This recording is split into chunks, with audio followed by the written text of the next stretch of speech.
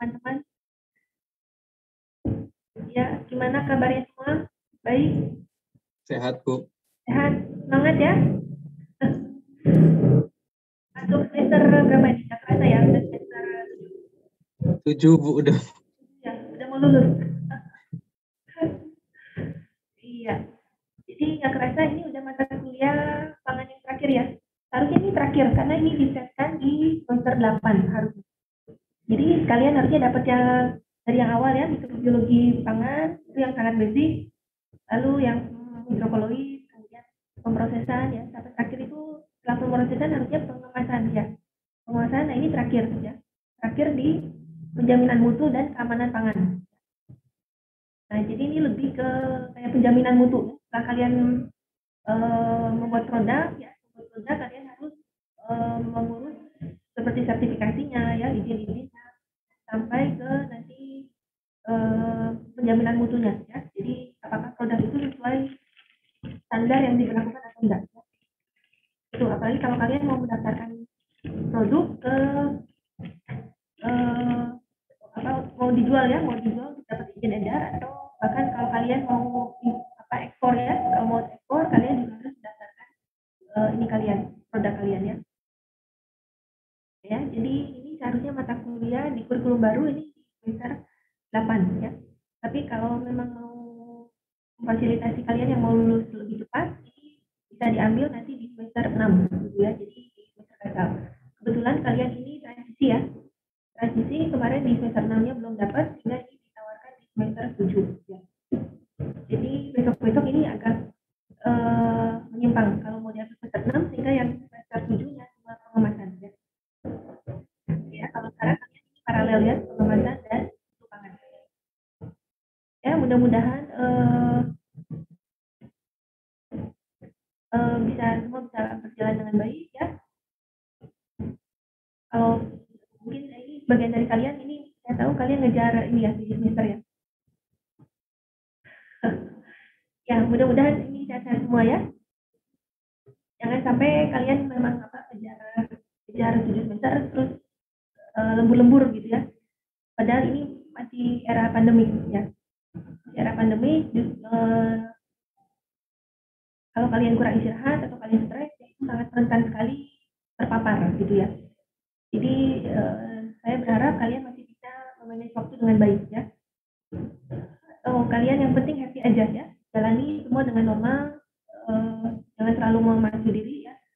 Kalau memang bisa kerja smart ya, kerja produktif itu oke, bagus ya. Tapi kalau sampai mengorbankan kesehatan kalian itu jangan sampai sakit ya.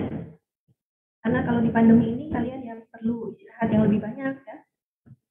Minimal istirahat 7 sampai 8 jam ya, jangan kurang ya. Karena kalau kalian istirahat kurang itu mudah sekali kalian terserang flu ya. Terserang flu, pilek, itu artinya imunitas kalian turun ya. Jadi mudah sakit. Dan kalau bisa tidurnya di atas maksimal jam 10, 11 ya. Karena di atas jam 11 itu udah terjadi pembentukan antibodi gitu ya. Kalau kalian tidurnya jam 2 atau jam 3 gitu ya, itu udah antibodinya nggak terbentuk gitu ya. Ya, itu istirahat harus cukup ya, lalu makan yang cukup juga ya. Makan yang bergizi, protein ya. Lalu stay happy ya, jangan stres ya. Ya, karena kesehatan kita jauh lebih penting ya, pada pandemi ini ya. Lalu bisa berjemur ya kalian ya, mumpung kalian mungkin banyak di rumah ya, tapi jangan lewatkan matahari ya. Nah, ini dianugerahi matahari ini bisa menjadi sumber vitamin D yang gratis ya. Jadi kalian tidak usah konsumsi vitamin D yang katanya harus dikonsumsi sebanyak 5.000 IU ya satu hari itu. Kita nggak tahu efeknya apa ya, tapi yang pasti yang aman itu sinar matahari. Kalau bisa jam 10 sampai jam 3 itu ada ya. Jadi bukan yang pagi-pagi, yang bagus itu yang siang-siang justru ya, UVB ya. Kalau mau sebentar, kalian bisa keluar yang jam 12 gitu ya. Jadi pas matahari di atas kepala itu UVB-nya paling tinggi gitu ya, paling tinggi, dan kalian cuma 5 menit saja itu sudah bagus ya. Sudah bisa membentuk vitamin D ya. Ya, semoga semua sehat ya, karena varian baru ini nggak menutup kemungkinan bisa menyerang kita juga ya, yang muda, kemudian kalian yang juga masih muda-muda, yang tidak ada komorbid, bukan artinya kalian kebal gitu ya, tapi bisa terpapar juga. Jadi tolong dijaga ya. Ya saya mendukung kalau kalian bisa ambil banyak dan bisa lulus dengan baik ya, luar biasa bagus. Tapi tolong diperhatikan kesehatan, semoga semua lancar dan juga tetap sehat ya semuanya. Dan kemudian apalagi kalian ada praktikum lagi atau penelitian ya, kalian dapat izin masuk lab ya nanti ya. Ya, kemudian di pangan ini mutu pangan ya, ini sebenarnya biasanya kita ada kunjungan pabrik gitu ya. Silakan kalau ada yang mau yang tertarik dan memang kita mau berangkat ya, ini biasanya bisa kita upayakan gitu ya. Ya, yang tahun lalu itu kayaknya semester 7 juga ya, semester 7 yang kelompok yang angkatan 2017 ya. Kalian nih 18 ya. Ya. Gimana? Terserah kalian sih ya. Kalian tertarik nggak ini kunjungan pabrik gitu ya? Kalau tertarik mungkin bisa coba mencari industri ya yang bersedia dikunjungi ya. Mungkin bisa didekati minta izin ke mereka kalau jumlah kita ini nggak banyak ya, di sekitar 10 sampai 15 ya, seharusnya oke. Kalau yang tahun lalu kita ke pabriknya Bu Farid ya, jadi ke pabrik kolagen, ke pabrik ada pembuatan kosmetik itu, jadi makanan fungsional sama pabrik kosmetik, tiga pabriknya Bu Farid tahun lalu ya. Ya silakan dipikirkan ya, karena ini kalian harus mulai berencana. Jadi kalian tolong koordinasi kira-kira mau ke pabrik mana, nanti saya fasilitasi ya. Jadi saya mengajukan surat izin ke Kajur, kemudian nanti minta izin juga untuk pemakaian bis ya, bis Ubaya gitu.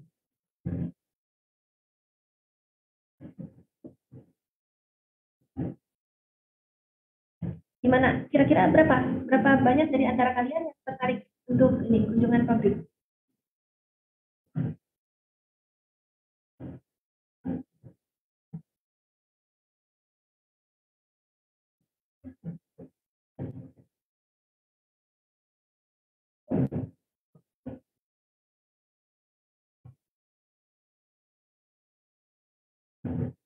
Gak ada yang tertarik.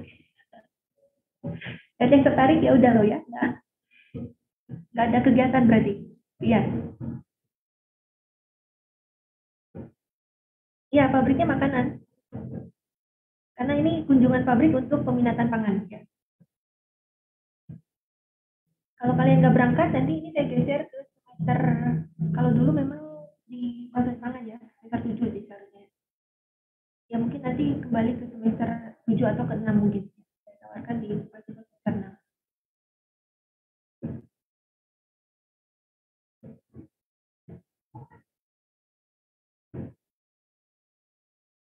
Ya, sorry yang Han sama yang Karen, tolong absensi sendiri ya, nanti ya, nggak apa-apa. Nanti disimpan dengan absensi kalian. Tadi saya belum tepat.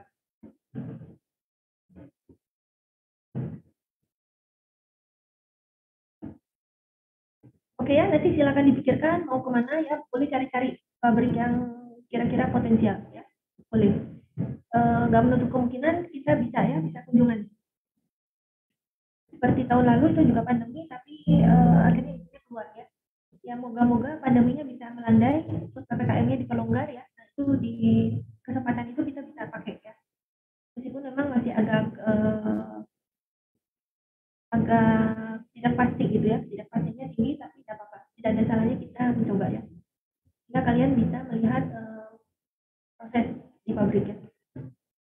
Karena kalian kemarin praktikumnya juga online ya, praktikum online, kerja praktek juga udah online ya. Ada yang kerja prakteknya di pabrik? Hampir Bu kemarin. Terus karena yang varian Delta ini batal Bu jadi online. Oh ya, tapi sempat ke pabrik ya? sempat mampir lihat doang, terus begitu hari H suruh online. Oh, suruh. Iya, ya.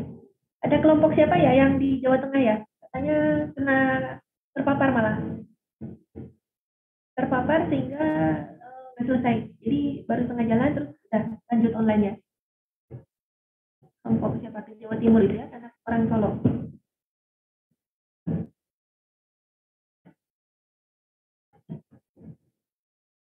Oke. Oke, itu ya, kita lanjut ke ini aja ya, ke mata kuliah ya, karena waktunya terbatas. Ini kuliah kita 2 SKS ya, tapi kalau daring seharusnya lebih sedikit direduksi ya, karena screen time ya, takutnya kalian lelah ya, matanya lelah, kemudian ada Zoom fatigue gitu ya namanya, jadi sangat lelah. Ya, silakan kalau mau off kamera atau di mute juga boleh ya. Ya, supaya rileks ya, karena kalau terlalu monoton capek ya, capek sekali. Saya juga izin di off kamera ya, karena menyorot ini kurang enak.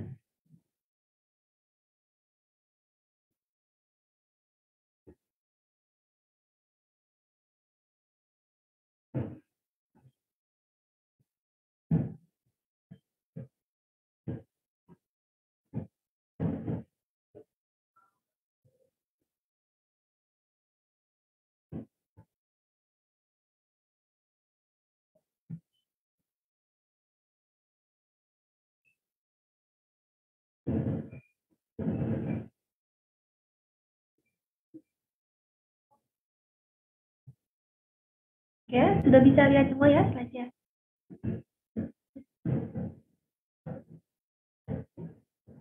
Oke, Bisa, kita Bu. masuk kurikulum baru. Ini kodenya berganti ya, jadi ini kurikulum yang dengan penerapan MBKM ya. Jadi kita baru ganti kurikulum di 2020, kodenya B. Kemudian cuma bertahan setahun, lalu kita masuk ke kurikulum 2021 ya. Jadi kodenya jadi C. Kemudian pengampu mata kuliah ini selain saya ini dibantu oleh dosen praktisi ya, Bu Farid. Bu Farid ini sudah ketemu ya kalian ya di proses tangan ya? Pernah, Bu, 2 kali pertemuan. Ya, pernah, Bu, 2 kali pertemuan. Jadi 1 hari, Bu. Jadi 1 hari ya. Ya, begitulah ya. Karena beliau ini praktisi. Beliau ini ya lebih banyak praktis-praktis ya. Jadi ini bagus juga untuk kalian ya, untuk pengayaan. Dari sisi praktis, kalau di kuliah mutu nanti beliau masuk di UTS ya, UTS yang bagian HACCP, kemudian bagian halal, jadi sertifikasi food product halal, ya. Kemudian ya di bagian ini ISO dan sebagainya. Lalu ada Paradix ya, Paradix dari Widya Mandala. Beliau dekannya FTP, Fakultas Teknologi Pertanian. Nanti beliau bantu di uji sensorik, uji organoleptik ya. Karena di Widya Mandala itu ada lab organoleptik.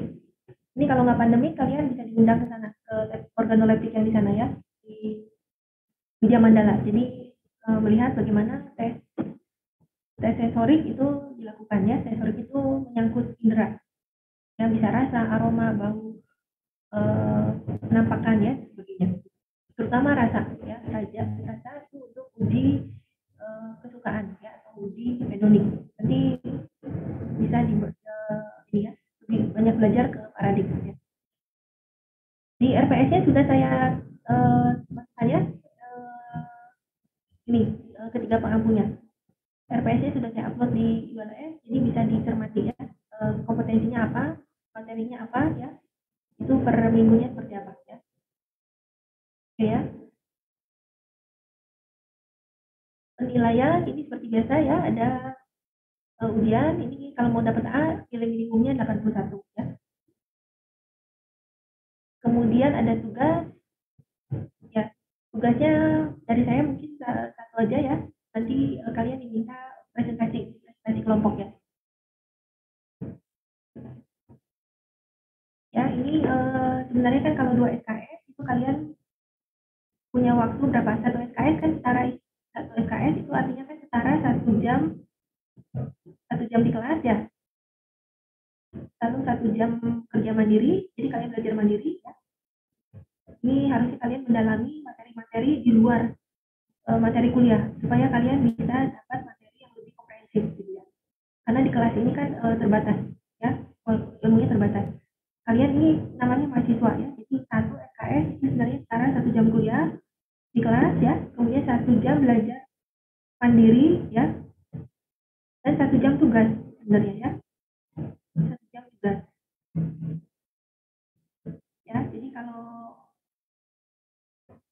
ini sebelum UTS ya, saya menghapus sebelum UTS. Jadi kalau 2 SKS ini kali berapa? 14 kali pertemuan ya, ini sekitar 28 jam aja. Nah, berarti yang di luarnya itu kan harus 2 jam lagi. 2 kali 28 jam harusnya. Jadi sekitar berapa? Sekitar hampir 50 jam harusnya ya. Sekitar 50 jam di luar kelas itu kalian untuk tugas sebenarnya ya. Tugas dan belajar mandiri gitu. Ya. Apalagi kalau tugasnya bersama kan harusnya ya bisa bareng-bareng ya. Saya mohon kalian bisa kerjasama ya, karena kemarin katanya di masukan evaluasi pembelajaran katanya di kalian ini banyak ya sulit bekerja sama gitu ya. Jadi kalau tugas kelompok ini bebannya banyak sekali tertanggung pada ketua kelompoknya gitu ya. Padahal waktu kemarin itu saya berikan tugas, harapannya kalian bisa kerjasama, bisa interaksi gitu ya. Apalagi kalian nggak ketemu gitu ya. Jadi at least lah kalian bisa ketemu, bisa interaksi gitu ya, bisa saling kenal gitu ya. Tapi kalau yang kerjanya cuma ketua itu memang nggak baik ya, bebannya terlalu banyak ya. Padahal seharusnya memang di luar ini kan memang 50 jam ya, 50 jam di luar kelas harus teralokasi untuk belajar mandiri dan buat tugas ya. Nggak apa-apa, nanti yang di sini tugas sebelum UTS saya ini ya, menugaskan kalian nanti untuk tugas kelompok nanti mungkin terkait presentasi ya. Jadi saya berikan lebih lanjut di pertemuan besoknya.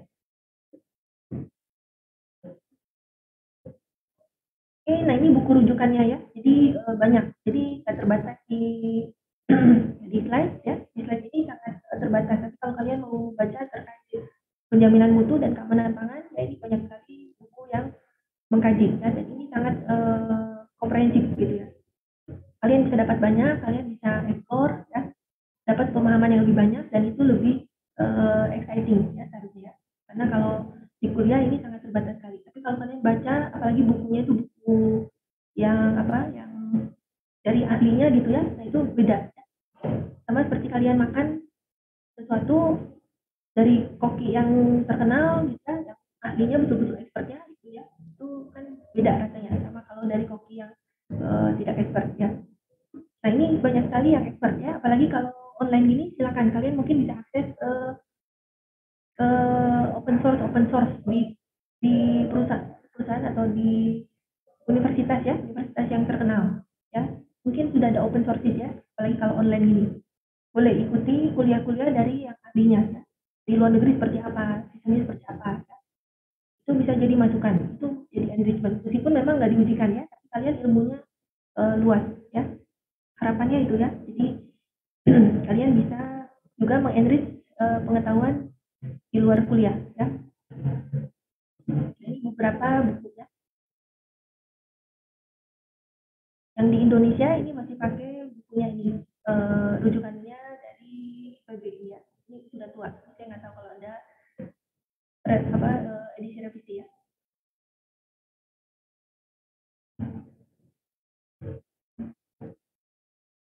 Oke ya, judul mata kuliah kita ini penjaminan mutu dan keamanan pangan. Kira-kira apa ya yang kalian tahu? Kira-kira apa ya perbedaan dari mutu dan keamanan? Kok sepertinya dibedakan gitu ya. Kemudian ini di bukunya juga nggak jelas ya, mutu itu apa? Mutu dan keamanan. Kalau di buku ini total quality assurance ya, apakah keamanan itu masuk ke total quality atau bagaimana? Ini memang agak bias ya. Ini di buku-buku ini lebih ke food quality ya, mutu sebenarnya, penjaminan mutu, food quality assurance ya. Ini mutu, kemudian kalau keamanan itu kaitannya ke safety, food safety ya. Kalian bisa cari nanti keywordnya itu food safety, lebih ke arah food safety.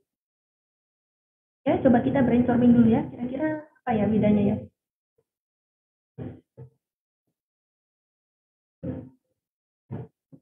Ya, silakan boleh ini ya, boleh yang punya ide kira-kira boleh ini ya, boleh menuliskan. Rasanya ini interaktif ya.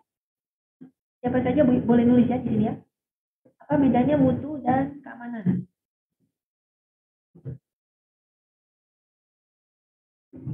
Kira apa?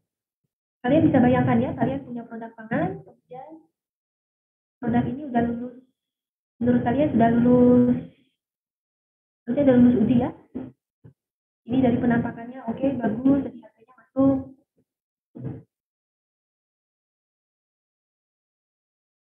Ya, mutu lebih ke kandungan dalam produk. Oke, bisa. Terus keamanan atau what else?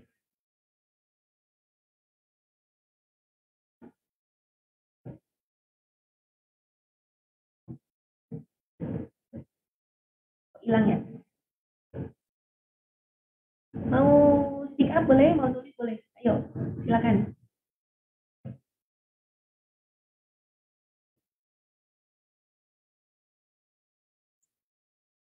Aku pikiran bedanya, Bu. Oh, aku pikiran. Udah Mirip sore. banget. Untuk kekandungan, iya betul, boleh. Kekandungan atau ke ini nanti kalau di label itu harus ada gizi ya. Wajib ini kalau kalian mengemas nanti di pengemasnya ada nutrisinya, nutrition fact ya, ini betul.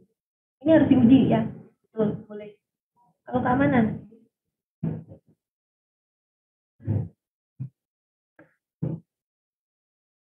namanya juga aman, berarti harus apa nih makanannya ini?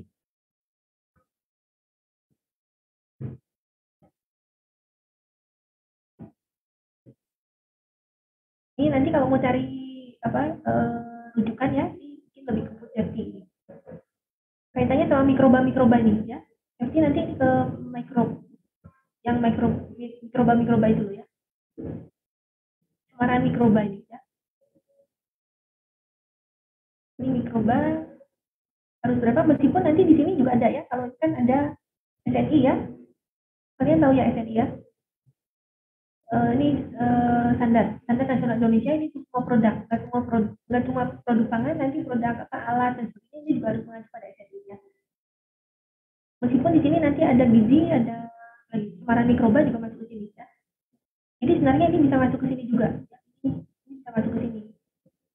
Cuma ini memang lebih spesifik ya, lebih ditekankan ini harus ada aman ya. Keamanan lebih kondisi apakah baik saat konsumsi? Ya oke. Kondisi apa tapi ya? Ya harusnya ini lebih ke arah ini ya, potensi bahaya ini. Ini ke arah potensi bahaya yang bisa menyebabkan masalah kesehatan ya. Nah ini harus dipastikan bahwa makanan kita ini harusnya aman, aman dan bebas dari potensi bahaya ya. Jadi ini lebih ke arah nanti ke ini mikroba ya, atau ada bahan-bahan kimia juga ya, kimianya atau misalnya bahan kimia berbahaya ya, itu tadi ini ke keamanan. Kalau di sini kandungannya gizi tapi bahan kimianya juga itu ya,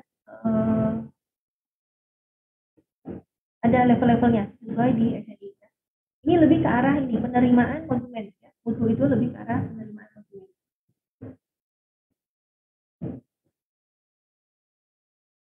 ya. Kalau konsumen itu kira-kira mereka gimana ya menilai suatu produk supaya mereka bisa menerima suatu produk.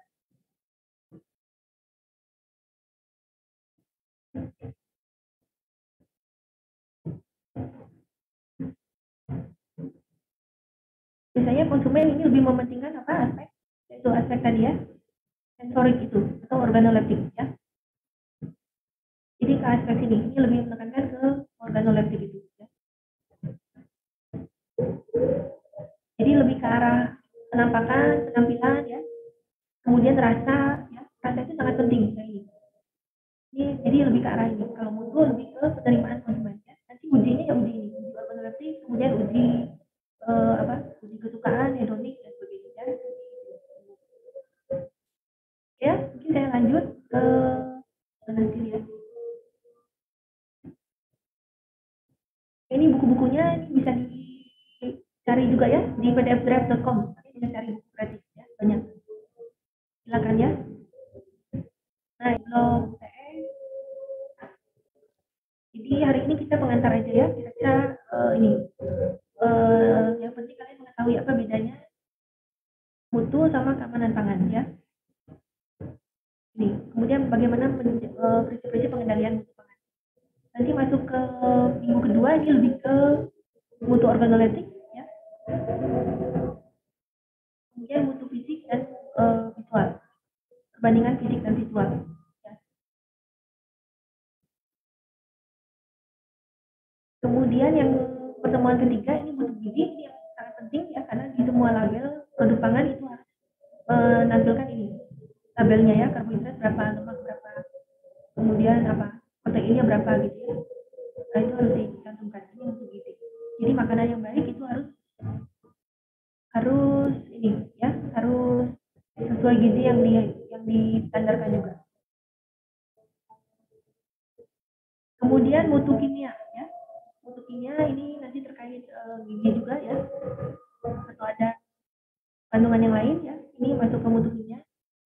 Nah kemudian ada bahaya ya, bahaya zat kimia, ini juga nanti akan dibahas juga ya. Contohnya ada racun nabati dalam bahan pangan ya. Kemudian juga nanti kita bahas ini BTP ya, bahan tambahan pangan. Ini satu kelas khusus ya, jadi ini aditif pangan, ini ada diatur oleh peraturan pemerintah ya, jadi ini banyak sekali. Pengemulsi atau pengental ya, yang kita pelajari di hidrokologi itu juga termasuk ini BTP ya, yang mana konsentrasinya itu sangat diatur ya, nggak bisa sembarangan, kita nggak bisa sembarangan tambah-tambah gitu ya. Pengemulsi atau pengental ya, itu ada peraturannya ya. Yang lain itu contohnya Jakorna ya, Jakorna juga itu adalah BTP. Nah itu juga diatur ya di sini ya. Oke, kemudian ada mutu mikrobiologis. Mutu mikrobiologis seperti apa, kemudian bahaya mikrobiologis seperti apa ya. Mutu misalnya ini untuk pangan probiotik gitu ya, kayak tempe, kemudian apa keju, terus apa lagi, yogurt ya. Ya, kalau di yogurt itu kalau semakin banyak biota atau mikrofloranya atau jenis bakterinya, maka semakin bagus ya. Ya, karena prinsip alam itu sebenarnya semakin diverse semakin bagus ya. Jadi kalau kalian ditempatkan di lingkungan yang diverse ya, itu seharusnya semakin bagus karena di alam itu semua diverse ya. Kalian bisa bayangkan di dalam tubuh Anda itu ada berapa banyak mikroba ya. Kita namanya manusia, tapi coba kalian baca di buku mikrobiologi ya, ternyata yang menjadi penguasa di dalam tubuh Anda itu adalah mikroba. Jadi per satu sel Anda ya, di satu sel, setiap sel kita itu ada berapa puluh juta mikrobiom ya, atau mikroba. Itu sangat menarik ya. Dan mikrobanya itu sangat diverse. Dan tapi mereka bersinergi gitu ya, saling bersinergi. Jadi nggak homogen. Mereka mikroba yang sangat diverse dan saling bersinergi. Nah ini kalau di produk itu kalau bisa ada diverse probiotik ya, itu bisa membantu menyeimbangkan nanti mikroflora yang ada di tubuh kita, dan itu nanti dampaknya bagus ya. Ya. Jadi kalau belajar dari alam ini semakin diverse suatu lingkungan kerja atau kelompok Anda ya, itu semakin baik sebenarnya. Ya, kalau di Eropa itu sudah diterapkan ya, misalnya di departemen fisika gitu ya, itu kebanyakan kan laki-laki gitu ya, sedikit perempuannya. Nah itu di sana diterapkan harus ada kuota perempuan harus berapa. Kemudian internasionalnya harus berapa gitu. Jadi nggak semua harus nggak semua harus mereka ya, orang Eropa gitu. Jadi betul-betul mereka memperhatikan itu gitu. Jadi yang perempuan itu sangat highly demanded di sana. Ya, ada teman saya yang fisikawan itu juga malah ditawari dan gajinya malah sangat besar di sana sebagai fisikawan wanita. Karena katanya dampaknya jadi bagus ya, karena lingkungannya diverse gitu. Dan dan internasional ya. Ya, itu terkait mutu. Kemudian kalau bahaya ini nanti kaitannya dengan mikroba patogen ya. Kita sudah belajar di mikropangan, kemudian kalian juga udah belajar di pemrosesan pangan ya. Mungkin di proses pasteurisasi atau sterilisasi itu ya. Gimana cara mengontrol itu mikrobanya atau membunuh mikroba yang patogen ya. Nah itu harusnya dikaitkan dengan ini potensi bahaya mikroba ya, satu produk. Ya, jangan sampai nanti kalau karena kalian mau membunuh semua mikroba lalu sterilisasinya itu waktunya dipanjangkan sekali gitu ya, di suhu sangat tinggi, kemudian dilakukan misalnya 5 jam gitu ya, padahal nggak perlu 5 jam. Kalian harusnya sudah bisa mendesain ya itu proses sterilisasinya, harusnya ngitung kan ya jumlah kalengnya berapa di dalam autoclave itu atau di dalam sterilizer, kemudian hitung apa laju kematiannya dilihat, terus waktu sterilisasinya harus berapa gitu ya. Kapan hari ini kita pernah kunjungan di eksklusi kayaknya di Banyuwangi ya, pabrik pengalengan ikan. Nah di sana langsung dilakukan ini sterilisasi cukup lama sekali ya, suhunya tinggi terus lama, dan mereka nggak pernah cek sebenarnya. Jadi itu cuma trial and error ya. Tapi lucunya ya mereka lakukan itu dan memang tidak mengoptimasi prosesnya. Jadi di lapangan itu mereka memang sudah tetapkan itu ya. Dan produknya mereka ekspor ke Afrika. Bukan ke Afrika, kemana? Ke Saudi ya, Saudi Arabia. Ini ikan kaleng di Banyuwangi. Ya memang banyak di antara mereka yang nggak paham ya. Jadi cuma langsung ambil amanah. Jadi mereka melakukan sterilisasi pada suhu tinggi dan waktu yang lama ya, padahal sebenarnya nggak perlu ya, karena itu adalah pemborosan energi. Tuh, kemudian pertemuan ke-6 dan ke-7 ini nanti lebih ke praktek ya atau prosedural yang umum untuk penentuan ini penilaian organoleptik ya, karena ini cukup ini juga ya komprehensif ya. Organoleptik ini uniknya nggak bisa digantikan oleh alat ya, seperti rasa suatu produk ini kan sulit terukur ya. Ya bisa aja sih kalian ukur viskositas gitu ya. Misalnya kalau semakin viskos itu dikaitkan dengan derajat creaminess-nya gitu ya. Oh semakin viskos semakin creamy gitu ya. Tapi kadang ada rasa mouthfeel dan sebagainya yang tidak terdetek gitu ya. Nah ini makanya harus penilaiannya nanti itu pakai panelis atau pakai orang yang terlatih ya. Jadi orang yang terlatih dia nanti harus menilai ya. Rasanya seperti apa ya, kemudian level-levelnya seperti apa ya. Dan ini semakin banyak panelis semakin bagus ya. Ini kan statistik. Nah ini harusnya masuk ke statistik. Gue saya nggak tahu ini ya waktunya cukup atau enggak ya dengan paradigma ya. Nanti kalau kalian mau lebih tahu secara praktis ya, kalian bisa MPKM ya, ke misalnya di LNK. LNK itu juga punya lab ini, lab organoleptik ya. Ya cuma kalian ya nggak tahu udah semester 7 ya. Mungkin ada yang mau extend semester 8-nya mau MPKM ya boleh, selama masih mahasiswa. Kalau udah nggak mahasiswa nggak bisa ya, nggak bisa MPKM ya. Kebetulan kita sudah MOU ya dan diterima baik oleh pihak LNK untuk bekerja sama ya. Jadi silakan dipergunakan ya. Tak menutup kemungkinan mereka juga terima nanti lulusan kita ya. Kalau kalian sudah MBKM kemudian mungkin track recordnya bagus ya, juga bisa direkrut. LNK ini sebagai anak perusahaan lautan luar ya, itu sudah cukup terkemuka ya. Dia juga ekspor sampai ekspor produk juga ya keluar ya.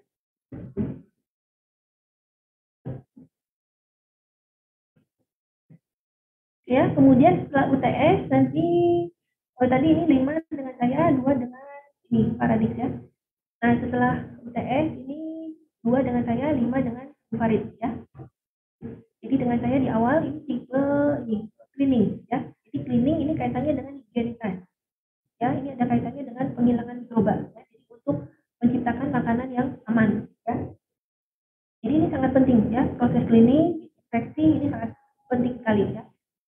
sebelum pandemi itu praktek higienitas ini sudah dilakukan, bahkan sudah ditrainingkan kalau di industri pangan. Ya.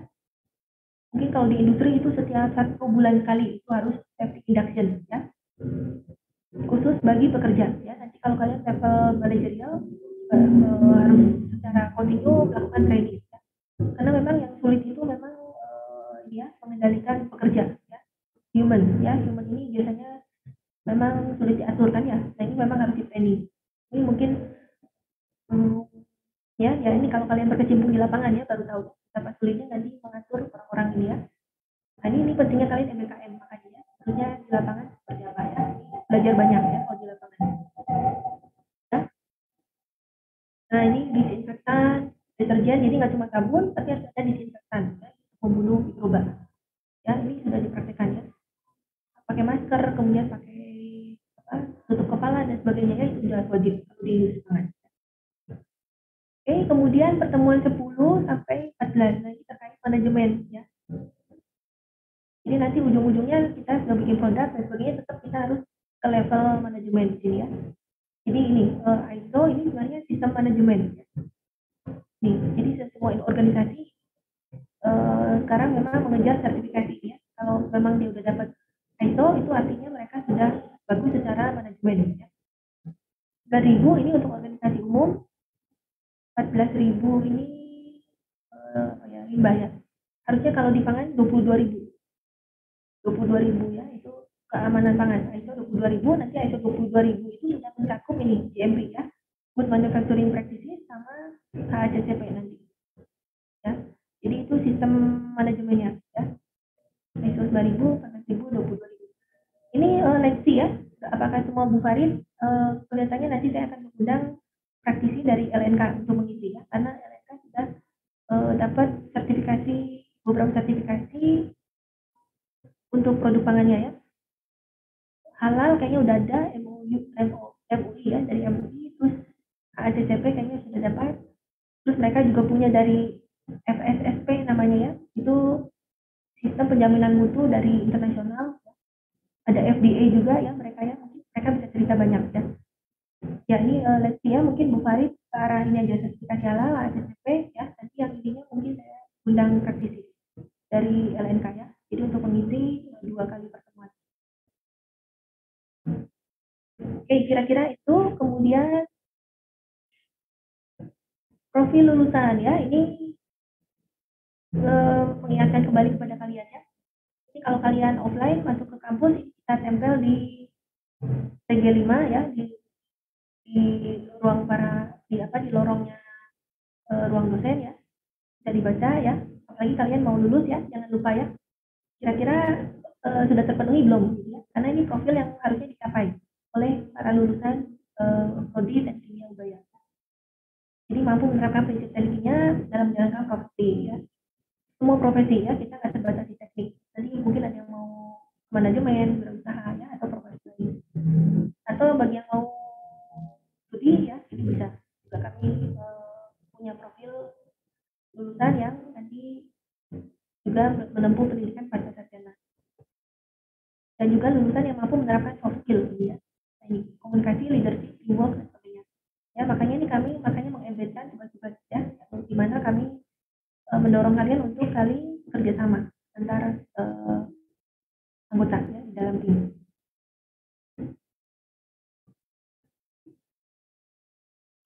Ya, ini ada CPL 1, 2, 3 sampai 10 ya, bisa dilihat ya.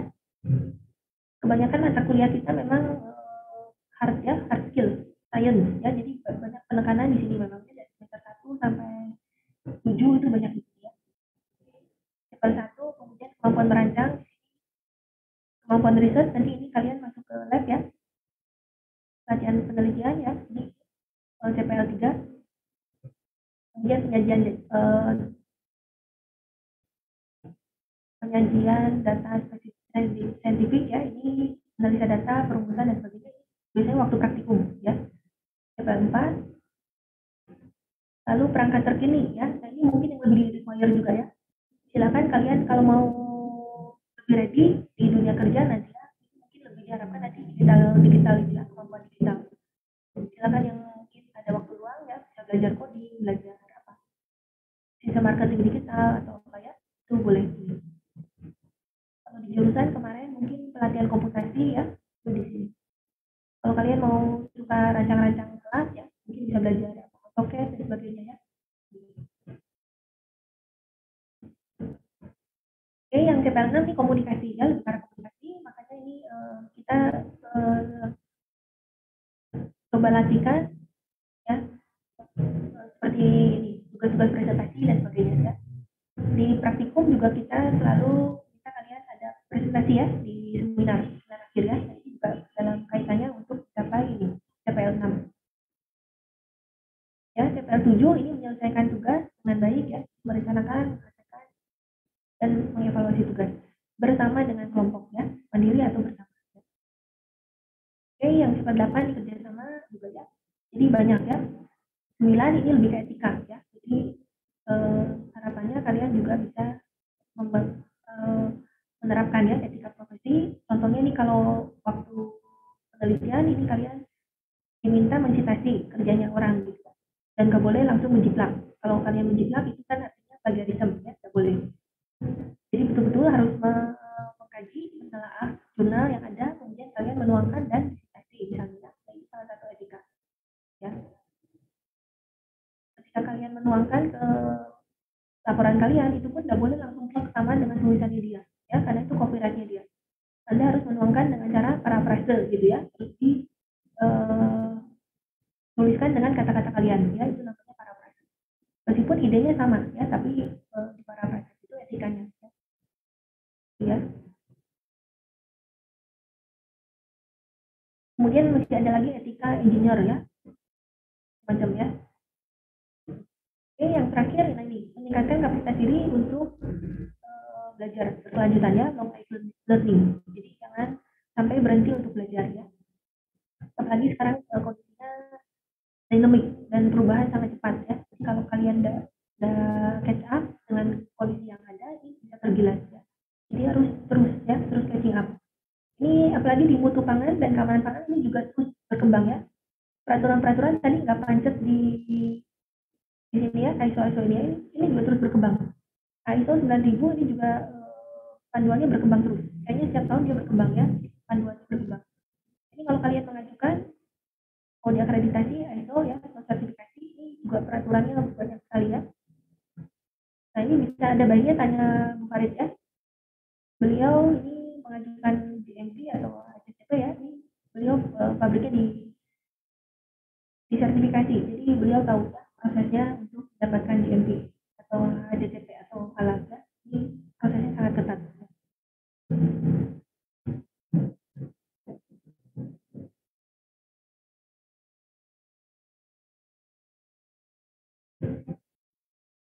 Oke ya,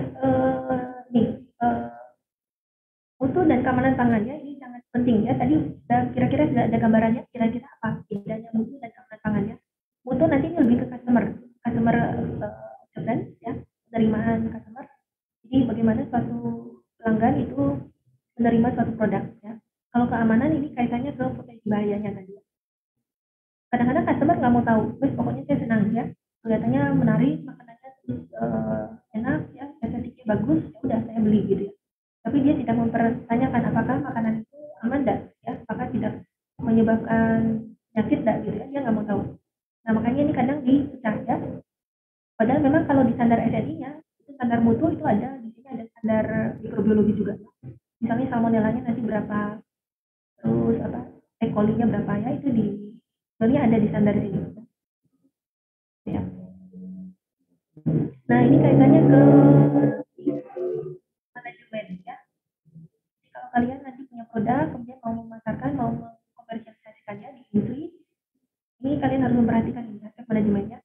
Meskipun kita orang teknik, tapi tetap ya nanti kalau mau punya perusahaan, kita harus bisa memegang ini ya, sistem kendalinya ya, kendali manajemen. Nanti kaitannya ke macam-macam ya, karena ini produk pangan ini lain dengan produk kimia. Jadi produk pangan ini harus ikut peraturan keamanan untuk konsumen ya. Nah ini banyak standarisasi kebijakan ya, peraturan pemerintah macam-macam ya. Coba kalian cari nanti ya, untuk yang bahan tambahan pangan pun macam-macam.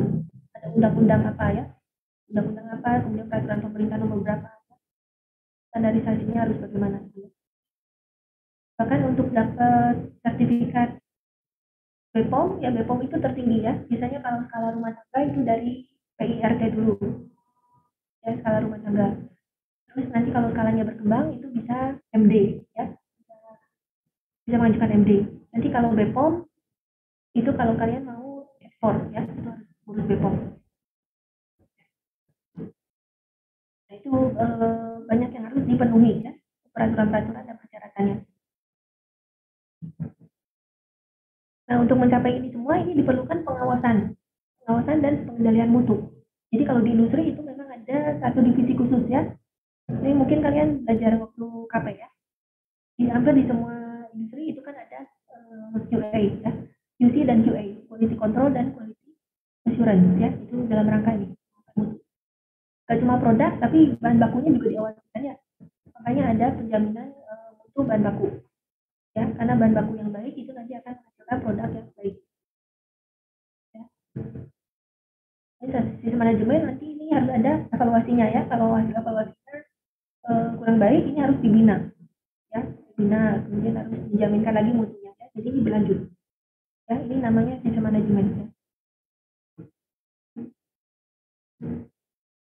Oke, sejauh mana mutu ini kita set ya. Silakan di set sedemikian rupa ya. Kalau terlalu rendah, ini mungkin nggak sesuai dengan keinginan konsumen ya. Tapi kalau terlalu tinggi, mungkin nanti harganya jadi terlalu mahal, sehingga tidak terjangkau ya. Nah, ini makanya ada kayak trade off-nya ya. Silakan di ini. Ya. Dan memang persaingan sangat ketat ya. Apalagi kalau Anda punya produk tinggi, itu harus terus berinovasi ya. Katanya dalam 3 bulan itu harus satu produk diluncurkan. Karena konsumen Indonesia atau konsumen kita ini lebih senang kalau ada produk-produk baru. Nanti yang perusahaan kompetitor itu juga sama ya, terus inovasi. Jadi kalau nggak inovasi tergilas ya, bisa tinggalkan oleh konsumen. Ya.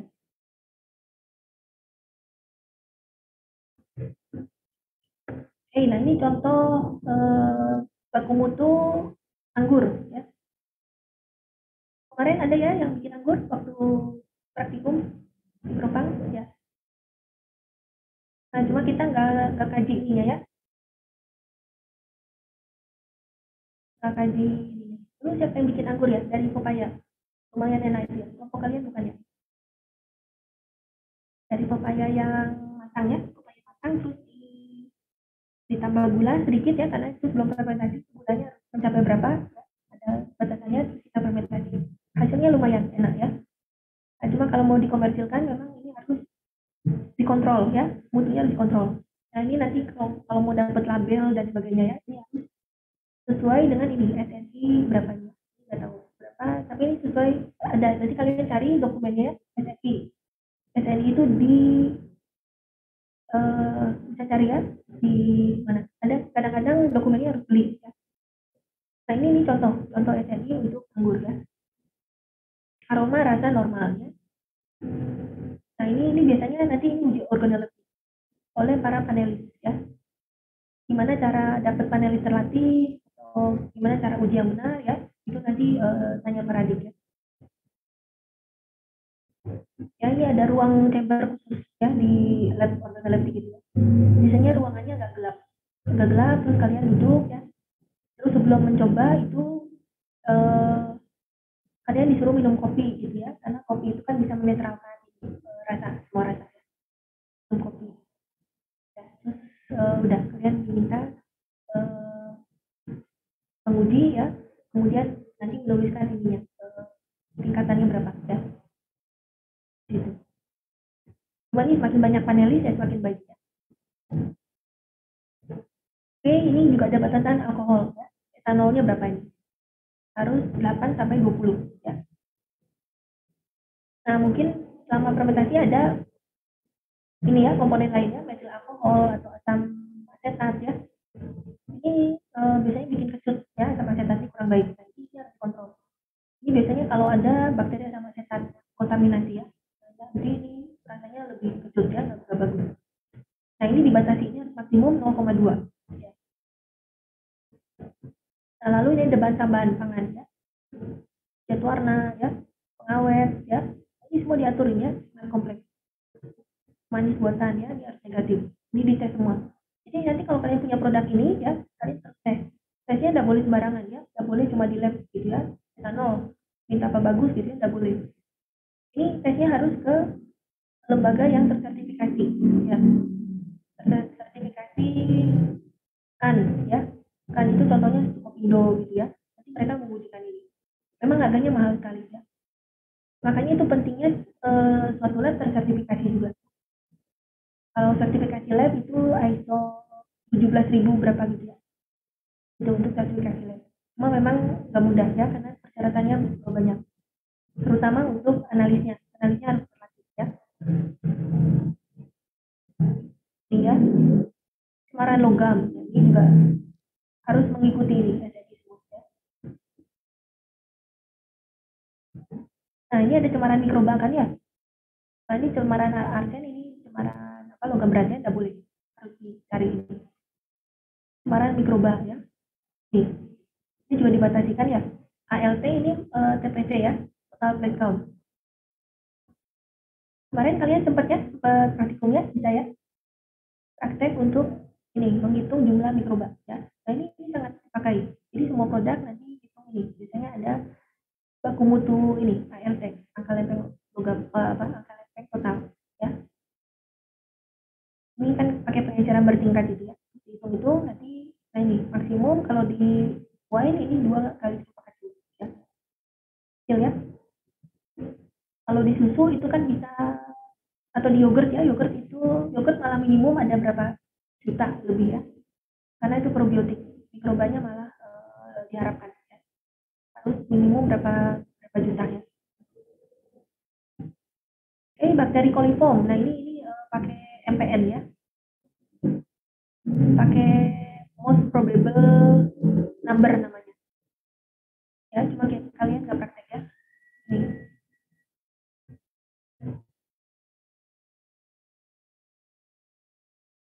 Ya, APM angka paling mungkin di sini ya. Tapi kalau tekniknya most probable number. Ini juga ada tekniknya ya. Jadi menguji keberadaan coliform. Nah, ini maksimum 20 ya. Nanti ada uji lagi uji konfirmasi ya, E. coli harus di bawah 3. Lalu salmonella ini kan patogen ya, tidak boleh, harus negatif. Harus ada ujinya. Ujinya terstandarisasi semua ya. Silakan kalian lihat FDA ya. Itu harus ujinya juga harus sesuai itu ya, prosedurnya ya. Prosedur Staphylococcus juga ya, ini harus sesuai FDA. Nanti kita lihat lagi ya di mutu mikrobiologis. Ya, nah ini ya cukup ketat ya syaratnya. Kapang juga ini dibatasi ya, maksimum 20, kamir juga maksimum 20. Ini koloni ini perhitungannya seperti TPC, cuma medianya agak beda ya, beda dibandingkan ini bakteri. Nah, ini kandungan apa gizi tadi ya, kandungan betul ya, ini harus. Tapi kalian nggak cuma asal mengujikan ke Sukovindo lalu bisa diterima gitu ya. Nah, ini juga ada standarnya ya. Harus sesuai persen AKG, ini angka kebutuhan gizi ya, per orang ya, harus masuk ke registrnya ini ya. Biasanya apa saja yang ini ya, ada lemak, protein, karbohidrat. Terus karbohidratnya biasanya nanti di breakdown lagi ya, zat pangan, dietary fiber, total sugar ya. Lemak juga di breakdown ya, saturatednya berapa, polyunsaturated berapa, monounsaturated berapa ya.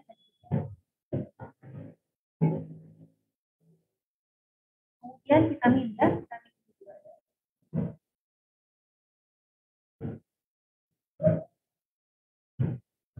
Ya, ini contoh produk komersil.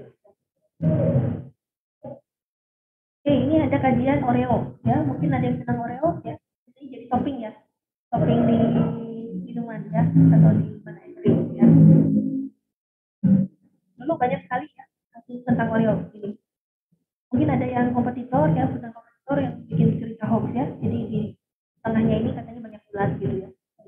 Padahal nggak tahu, mungkin hoax ya. Tapi untuk menjatuhkan ini Oreo.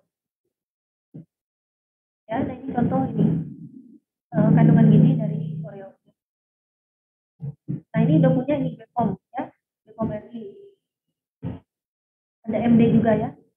Nggak tahu ini juga peraturannya berubah-ubah ya. Tapi kalian ada bisa ada hotline-nya ya, BPOM. Itu udah ada layanan online. Jadi kalau kalian punya produk terus mau dapat BPOM ya silakan. Katanya ada kontak online. SNI ini ya sesuai tadi. Kalian harus cari produk kalian apa, terus ada aturannya dah. Ya, tadi contohnya yang ini kan untuk anggur ya. Nggak tahu SNI kamu berapa tapi ada peraturannya ya. Kalau belum ada gimana? Kalian punya produk inovatif ya, kayak kemarin di Drokoloid produk inovatif ya, campuran-campuran gitu. Nah, itu gimana? Nggak ada SNI-nya. Misalnya bikin apa kemarin mie ya, mie orang atau ada kali ya.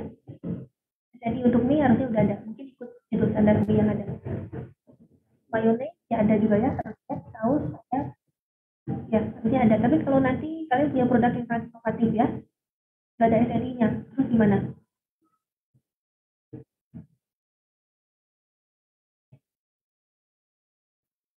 Diajuin ke badan SNI-nya kali, Bu.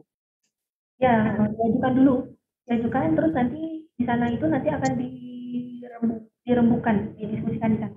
Di sana ada ahli-ahlinya ya, nanti ada asesornya, ada siapa nanti mereka akan berembuk, kemudian mereka akan merumuskan ini SNI yang baru gitu.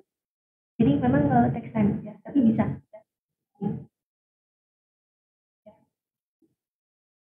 Nah, sekarang banyak ini sertifikatnya ya, jadi kalau kalian lihat produk itu kan ya ada SNI, terus ada BPOM, BPOM ada nomornya ya, tapi ada halal, terus ada AJCP ya. Nah itu kadang-kadang mereka tempelkan juga labelnya gitu. Nah halal ini menjadi sangat penting sekarang ya. Katanya nggak cuma di pangan ya, tapi hampir merambah ke semua ya, perangkat juga ya. Kayak deterjen sekarang halal, kemudian sampai ke wisata halal gitu ya. Ya, nih. Jadi ini kebutuhan asesornya sangat tinggi ya. Kalau kalian mau jadi asesor halal, ya yang mau verifikasi ini kalian harus ambil pelatihannya ya. Pelatihan supaya jadi asesor halal. Ya. Oke, kadaluarsa kontrak produksinya ini harus ada di label ya. Ini mungkin nggak diterangkan di pengemasan pangannya, tapi termasuk ke bagian penjaminan mutu ya. Jadi memang harus di persyaratan yang harus ditampilkan di pengemas, bahan pengemasnya. Oke ya, kemudian how to manage food safety ya. Gimana? Apakah cuma diproses saja di sini atau bagaimana ya? Ternyata enggak ya, ini from farm to table atau from farm to fork ya, yang bilang from farm to fork ke garpu itu ya. Jadi dari hulu sampai ke hilir ya. Jadi dari awal dari mana lahan pertanian ya sampai ke pengolahan ke pabrik sampai ke pemasaran retail dan seterusnya sampai makan ini harus dikontrol semua ya. Ini sistemnya food safety ya. Jadi nggak cuma tugas pabrik ya, tapi juga tugas konsumen. Kalau kalian punya kejadian ya, misalnya setelah makan apa, beli produk dari mana ya, terus Anda mengalami kejadian apa, kejadian diare dan sebagainya ya, tidak dikendaki itu segera lapor, ya lapor ke YLKI, Yayasan Layanan Konsumen Indonesia. Ya. Jadi ini bukan tugasnya pabrik loh ya, ini tugasnya semua orang ya. Juga tugas yang di sini, yang di lapangan di sini, di lahan pertanian ya. Juga tugas pemerintah juga ini, Depkes, ya, Intas, Departemen Kesehatan, Departemen Pertanian, Perindak dan sebagainya. Ya. Jadi kalian lulusan peminatan pangan bebas ya, kalian nggak cuma di pabrik, ini ya, kalian juga bisa kerja di pemerintahan juga ya. Kalau mau nanti berdampak besar ya terhadap masyarakat Indonesia, kalian bisa masuk ke sini, departemen kesehatan, Deptan, ya, Perindak, masuk ke bagian manajemennya ya, bagaimana mengontrol mutu atau sistem pengawasan mutu suatu produk pangan misalnya. Karena ini memang sangat kompleks ya, perlu orang yang tahu teknik, kemudian yang menerapkan semua sistem dengan baik ya, sehingga nanti sistemnya bisa bagus ya, penjaminan mutunya bagus. Di Indonesia ini ya level-level manajemen ini mereka bukan orang teknik dan kadang nggak tahu gitu ya, nggak sekali ya. Di pertanian kita pun ini masih sangat low tech ya, jadi teknologinya masih sangat terbatas. Padahal seharusnya kalau teknologi pertaniannya dibenahi gitu ya, bagus sekali ya, misalnya teknologi panen, teknologi penanaman ya, dan sebagainya, itu bisa dapat bahan baku yang bagus, itu bisa berdampak dengan sangat baik ya. Misalnya ya untuk bikin tempe itu kita punya tempe kedelai ya, bahan bakunya kedelai. Nah kedelai kita itu kan masih manual kan ya. Jadi banyak petani yang nggak tahu itu cara otomatisasi di sini di pertanian. Akibatnya apa ya? Udah kita kemarin kalau di Indonesia ya mau gampang ya impor gitu ya, impor kedelai yang di Amerika karena harganya murah. Ya ngapain kita invest teknologi kemudian atau pakai know-how yang tinggi ya, atau belajar caranya gimana ya, harus mikir ini ya, harus mikir berat gitu ya supaya teknologinya tinggi gitu ya. Akhirnya cuma impor, tapi satu waktu harga kedelai naik ya, sangat drastis, dan dampaknya itu terimbas ke petani atau pengrajin tempe kan ya. Kemudian tempat kita ada krisis tahu, krisis tempe gitu ya.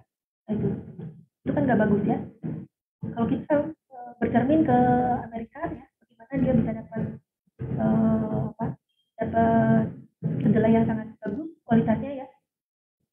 Nah itu mereka memang memberikan kebebasan kepada para petani.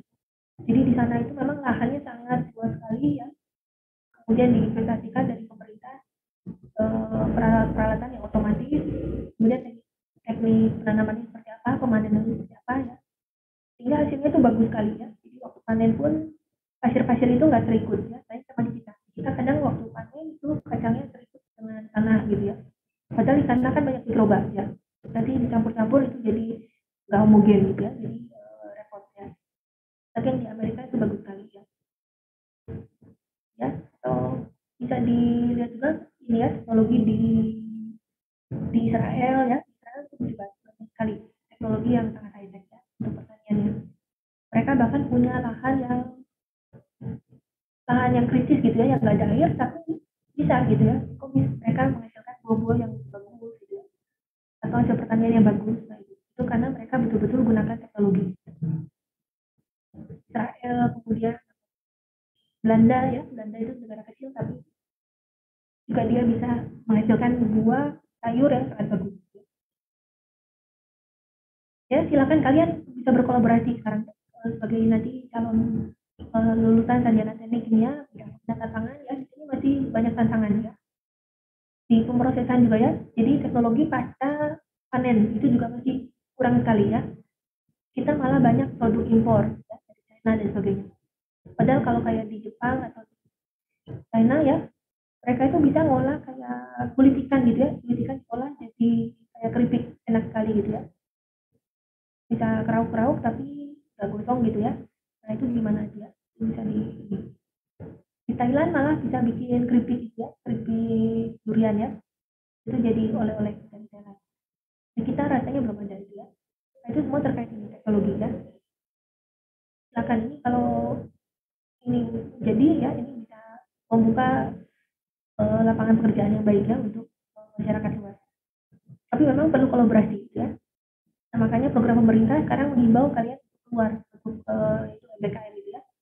1 semester, 2 semester harapannya kalian interaksi sama orang, tahu di lapangan masalahnya apa. Kemudian mengembangkan sayap Anda ya, berjejaring. Nah itu sampai nanti bisa ini ya, bikin pabrik ya. Ya kemarin ada sharing bagus dari papanya Feren ya. Jadi udah kerja di industri lama gitu ya. Nah itu udah banyak sekali pengalamannya. Kemudian ya itu karena pengalamannya banyak, interaksi dengan orang ya, network dan sebagainya, akhirnya bisa bikin usaha sendiri ya. Itu sangat bagus, sangat apresiasi ya. Kalian diharapkan bisa ke arah sana ya. Bahkan dengan kurikulum sekarang yang baru ya, kalian bisa dipercepat ya. Jadi Kalau bisa ke lapangan meninjau apa masalah sekarang apa di masyarakat ya. Nah itu makanya bisa disetarakan dengan 20 atau sampai 40 SKS ya, 2 semester di luar kampus. Oke ya, aduh nggak kerasa ini sudah jam 6.10. Oke ya, next cakupan pengawasan mutu. Apa saja yang dicakup di pengawasan mutu produk pangan ya? Apakah cuma produk pangan jadi yang di pabrik? Kalau ditinjau dari sisi jenis produk ya, nah ini semua juga ya. Tapi ini ya primer, sekunder, tersier. Primer ini hasil pertanian ya. Hasil pertanian ini harus diawasi juga ya. Sekunder ini usaha di sektor industri. Lalu tersier ini komoditas. Jadi ini sebenarnya produk yang sudah diperjualbelikan ya. Jadi ini naik level, namanya komoditas. Jadi sudah bisa menghasilkan uang ya. Ini sudah diperjualbelikan masuk ke pasar ya, pasar perdagangan. Ini juga harus diawasi ya. Jadi hampir semua. Kemudian ditinjau dari produksi, cara produksi ya. Ini juga mencakup banyak proses ya, baik itu budidaya, kemudian eksploitasi sumber alam, pengolahan primer, post harvest ini pasca panen ya, post harvest handling ini sebelum di manufacture ya, sebelum diproses. Ini juga harus diawasi ya. Kemudian dari skala usaha, ini kan biasanya kalau usaha kalian dari level kecil dulu ya, dan kita ujuk-ujuk langsung mendirikan pabrik kapasitas 10.000 ton gitu ya, nggak bisa ya, harus pelan-pelan. Kecuali memang kalian bekerja sama ya, langsung membuat usaha besar ya. Ya, kalau dari level RT ini juga jangan diabaikan ya, jangan mentang-mentang ini saya level rumah tangga ya, ini nggak peduli, nggak ada yang mengakses, nggak ada auditor, nggak ada asesor ya, sehingga kalian sudah mengawasi mutu ya, ini nggak boleh. Ini memang di Indonesia agak lengah ya, agak vulgar ya. Tapi kalau di luar negeri ini sangat diawasi ya. Makanya nggak mudah ya, di sana itu nggak ada PKL, nggak ada yang buka kedai gitu ya, atau rumah makan kecil itu nggak ada. Karena memang syaratnya sangat ketat di sana. Jadi mereka harus filing gitu ya, sama kayak di sini kayak ngurus ISO apa aja, urus dokumen-dokumen yang banyak sekali. Tapi bisa ditanya ke Bu Farid ya, itu untuk pabrik itu langit-langitnya aja itu ya diatur ya, tingginya harus berapa, kemudian jenis lampunya aja berapa ya, sampai ke wastafel-nya itu harus diatur juga tuh wastafel ya, besarnya harus berapa, nggak boleh yang kecil ya. Kemudian harus ada disinfektan yang nggak cuma sabun gitu ya, harus ada disinfektan gitu ya, itu standar yang banyak ya. Ya ini rumah tangga, menengah, untuk saat ini semua skala ya, ini harusnya diawasi. Tingkat produksi ya, bahan mentah, proses pengolahan, produk akhir ya. Jadi nih ya, saat pemrosesan kan ini berawal dari bahan mentah ya, bahan mentah kemudian diolah sampai ke produk akhir, ini semua harus diawasi ya. Makanya ini nanti akan sangat penting ya saat produk akhir, ini bukan berarti aman ya, karena udah melewati proses, terus di sini misalnya prosesnya udah ada yang melibatkan panas sehingga seharusnya bakteri misalnya udah mati ya, ini nggak boleh ya. Tetap nanti di produk akhir ini misalnya ke pengemasan ya, pengemasannya harus gimana supaya aseptis ya, aseptis nggak terkontaminasi lagi. Nanti boleh tanya ke Bu siapa, Emma ya, bagian aseptic packaging namanya ya, gimana cara mengemas produk pangan itu secara aseptis ya. Wadahnya pun harus aseptik ya, jadi bahan pengemasnya itu harus aseptik, terus fillingnya itu harus aseptik ya. Itu kalau mau satu-satu, jadi pengemasnya diserikan lalu fillingnya aseptis ya. Tapi ada juga yang kalian masukkan ke pengemas, tapi setelah itu ditutup baru disterilisasi ya. Misalnya kayak ikan kaleng tadi, ikan kaleng itu waktu pengisian itu nggak aseptis ya, tapi nanti setelah diisi ke kaleng, nanti sama kaleng-kalengnya disterilkan, itu bisa ya, seperti itu. Oke ya, bidang ilmunya ini banyak ya, nih ya, manajemen, juga nanti ke sosial ekonomi ya, kebijakan, hukum, politik, etika, moral, religi, kebudayaan. Tadi Contohnya kayak halal ya, halal itu kita memang karena dipengaruhi oleh religi ya, oleh mayoritas masyarakat muslim di Indonesia ini menjadi sangat penting gitu ya di sini ya. Jadi banyak irisan dengan banyak ilmu ya, makanya kalian nggak boleh berhenti belajarnya karena ilmu nggak ada habisnya. Sains, teknologi ini juga berkembang ya. Jadi silakan menempa diri ya, dan juga kalian sekarang berkolaborasi ya, dengan orang-orang yang banyak ini, yang diverse, semakin diverse semakin bagus ya. Dan semakin banyak irisan ya, semakin luas, semakin global ya. Sekarang diperlukan nanti lulusan ke depan ini harus global, luasan global ya. Silakan kalian punya pengetahuan yang global ya, semua level, tapi kalian punya expertise ya. Jadi katanya kalau kalian mau sukses ya, sukses ini kalian harus mempunyai kompetensi yang tinggi ya, semakin lebar ya. Tapi kalian punya spesialisasi di satu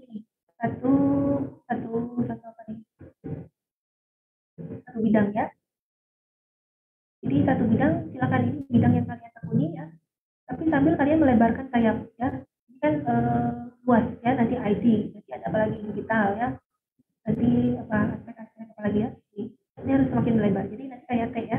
Ini semakin lebar nanti ya. Nah, ini semakin bagus. Peluang Anda sukses semakin bagus ya.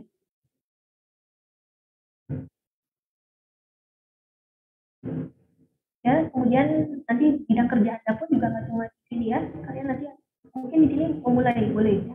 Karena kalian memperdalam di sini, tapi nanti mungkin naik level ke manajemen ya. Sosial, ekonomi, kebijakan ini jadi kalian jadi apa? Jadi menteri ya, mau jadi presiden bagus ya. Mau etika, moral boleh ya, jadi mempengaruhi masyarakat ya, boleh ya. Tokoh masyarakat ya, luas ya.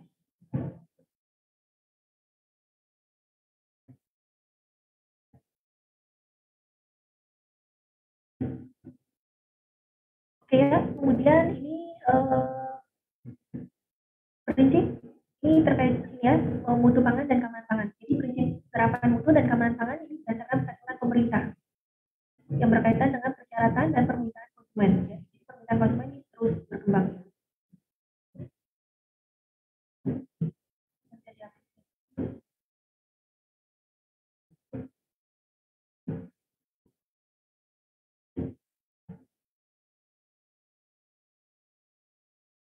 Ya, ini berkembang sejak tahun 1970 ya. Sekarang malah lebih berkembang lagi. Jadi mulai tahun 2000 itu berkembang sertifikasi macam-macam ya.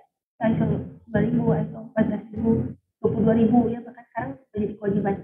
Ada HACCP ya. Kalau kalian baca lagi, HACCP itu berkembang terus juga. Jadi di Amerika itu malah ada HARCP ya, dan macam-macam. Bukunya juga berkembang terus ya. Itu bisa dipelajari ya. Tapi di sini kita cuma prinsip aja, belajar prinsip. Tapi kalau Anda mau mendalami ya, bisa cari jurnal ya, bisa cari buku-buku ya yang terbaru gitu. HACCP-nya berubah ya, jadinya RCP ya.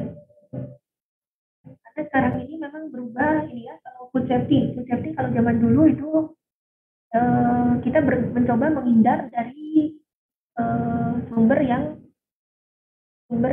apa yang bisa menyebabkan penyakit ya. Sorry. Ini ya kaitannya ke food safety ya. Namanya food safety. Ini harusnya kan menghindari itu ya, menghindari dari bahaya sebenarnya ini.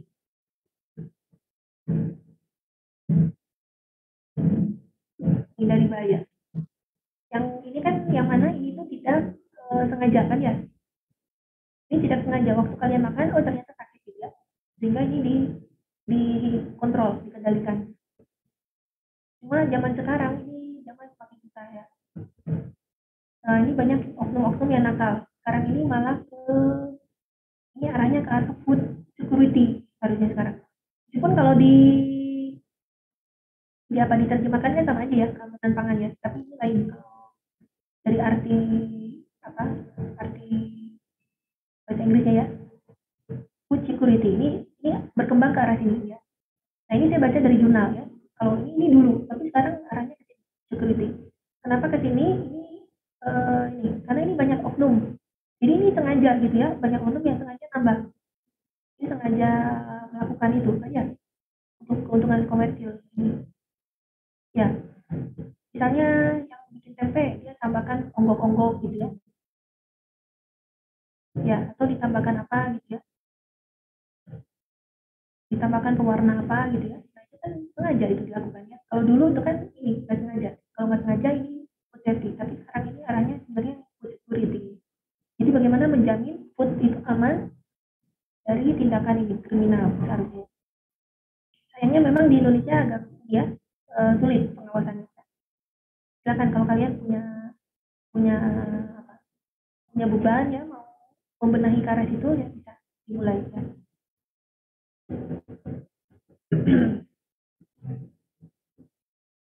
Ya kita kembali ke sini ya ini 1970. Jadi permintaan konsumen ini semakin tinggi. Sekarang juga konsumen semakin demanding ya. Demanding maunya yang enak tapi yang sehat gitu ya. Dan juga yang murah terus apalagi yang bagus ya pengamatnya gitu ya. Banyak ya. Permintaannya banyak. Kemudian ada insiden yang berkaitan dengan keamanan pangan ya. Ini banyak ya, banyak sekali. Cuma banyak yang nggak dilaporkan ya. Perhatian pada lingkungan. Kemudian perubahan peraturan pemerintah ini banyak sekali perubahannya. Kemampuan proses pengolahan pangan untuk disetujui. Ya, ini masih perlu teknologi yang bisa ini ya harus dikembangkan. Perubahan teknologi ya, of course. Sekarang malah ada teknologi apa digital ya, pakai big data, pakai apa, AI ya. Kalau kalian bisa pakai itu ya, itu mungkin akan survive ya di masa depan. Meskipun investasi awalnya mungkin ini ya besar ya, tapi ya ini mungkin nanti jadi malah memangkas tenaga kerja ya. Tapi mungkin untuk perkembangan teknologinya bagus. Jadi kalian misalnya bisa menciptakan produk yang tinggal di program ya, terus nanti bisa masukkan ke alat otomasi nanti jadi ya. Di luar negeri ini nggak ada ya food printing, kemudian ada mimicking ya, mimicking membuat susu misalnya. Jadi susu itu langsung diteliti ya, susu itu kandungannya misalnya apa, proteinnya berapa persen, lemaknya berapa persen ya. Nah, memimik atau meniru komposisi yang ada di susu itu dia pakai program ya, tapi dia punyanya misalnya mereka memasukkan brokoli, terus masukkan tomat, masukkan apa kedelai ya dan sebagainya. Itu mereka udah tahu komposisinya semua, kemudian nanti masuk ke data big data atau AI itu ya. Jadi di mimik nanti mereka tahu harusnya brokolinya berapa yang masuk, apa yang masuk berapa, nanti seolah-olah nanti jadi kayak susu, seperti susu ya. Itu katanya udah dikembangkan ya. Jadi bahan pangan non dairy tapi itu ya pakai optimasi, pakai big data gitu ya. Ya itu menarik ya, challenging. Ya, kemudian ini biotek ya, ini juga banyak pro dan kontra. Makanya kalau tertarik ya, ini GMO, genetically modified organism. Banyak yang pro dan kontranya. Yang pro mereka bilang ini lagi membantu penyediaan pangan karena dengan GMO itu si tanamannya kan tahan hama gitu ya, tahan hama terus juga produktivitasnya naik berkali lipat. Tapi ada yang kontra itu menyatakan bahwa itu makanannya nggak tahu mau menghasilkan efek apa di tubuh gitu ya. Jadi yang kontra itu yang mereka bilang misalnya kayak autoimun ya, autoimun katanya karena pengaruh itu makanan-makanan GMO gitu ya, kanker itu karena GMO ya. Kemudian ada lahan-lahan yang kering ya, lahan yang kering itu karena GMO ya. Salah satu negara yang menentang GMO itu di India ya. Bisa baca ya, di situ banyak aktivis yang kemudian menentang Amerika itu. Banyak yang merasa ditipu ya, karena awal-awal itu mereka diiming-iming benih ya, benih GMO harganya murah. Terus mereka tanam dapat panen gitu ya. Tapi karena GMO itu cuma sekali panen, jadi nggak bisa berkelanjutan. Ya. Akhirnya mereka harus beli benih terus ke Amerika itu ya. Dan harganya tambah lama tambah mahal. Kemudian di sisi lain ternyata si cropnya itu, tanaman cropnya itu mematikan tanaman yang lain gitu ya. Jadi banyak kasusnya. Terlepas dari benar enggaknya ya itu harus dilihat ya, tapi banyak pro dan kontranya. Oke, pangan iradiasi ya ini juga atau pro dan kontra, tapi di Indonesia ada badan radiasi itu ya, badan. Ini sudah dipakai ini untuk mematikan misalnya berkecambahan ya atau mematikan mikroba misalnya. Pangan organik ini kalau di Eropa ini ya disukai sekarang ya, meskipun tanamannya kecil dan banyak bolong-bolong gitu ya, tapi mereka mau beli ya meskipun harganya mahal. Kemudian definisi organik itu apa ya? Karena sebenarnya kimia juga masih dipakai di saat pemupukan dan sebagainya juga harus didefinisikan ya batasnya apa. Faktor ekonomi ya, kemudian ada isu terkait perdagangan internasional. Nah ini kalau perdagangan internasional ini standarnya lain ya. Tadi kalau di Indonesia SSI, nanti kalau kalian misalnya mau ekspor ke Eropa ya, itu mungkin mereka minta standar yang lain ya. Nggak bisa kalian ngoyo ya, ini oh ini produk kami sudah sesuai sama punya SNI. Masa Anda nggak mau terima ya, dan bisa ya, di sana itu punya standar mereka ya. Yang kadang-kadang di kita itu nggak bisa waktu ngecek ininya ya, ngecek apa komposisinya itu nggak bisa sampai di bawah berapa dia. Misalnya tadi kadar arsen misalnya, kalau di Eropa misalnya kalau dia minta berapa ppb gitu ya, itu udah turun sampai ke ppb 5 per billion. Tapi di kita alatnya cuma bisa dicek sampai ppm gitu ya. Nah itu nggak masuk ya, itu kendala lain. Nah negara maju itu persyaratannya udah sangat ketat ya. Yang aflatoksin itu juga malah maunya 0, jadi nggak boleh ada aspergillus, sama sekali harus 0 gitu ya. Padahal di alat aja itu errornya kan tinggi gitu ya, dan nggak mungkin 0 gitu ya, bisa nggak lolos semua gitu ya. Nah itu ini tantangan lainnya. Kemudian bioterorisme ya, nggak tahu apa ya, makanan untuk apa menyerang negara lain gitu ya. Tapi bukan hal yang nggak mungkin ya. Ini kan bioterorisme itu ada. Katanya COVID ini juga termasuk perang yang direncanakan ya. Perilaku konsumen ya, nih. Ternyata daya beli, prestis, kebanggaan ini juga berkembang ya. Ini perlu jadi perhatian. Oke, lalu ini perubahan besar pada operasi produksi pangan, termasuk perkembangan mutu dan kemanfaatan ini terus berkembang ya, harus diikuti.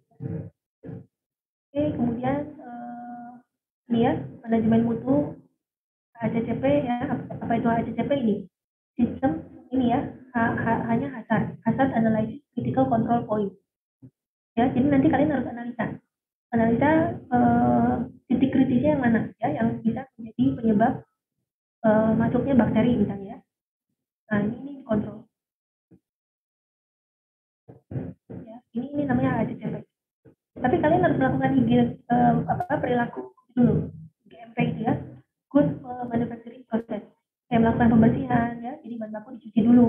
Nggak bisa bahan bakunya nggak dicuci terus tahu-tahu kalian tetapkan itu sebagai titik kritis, nggak bisa ya.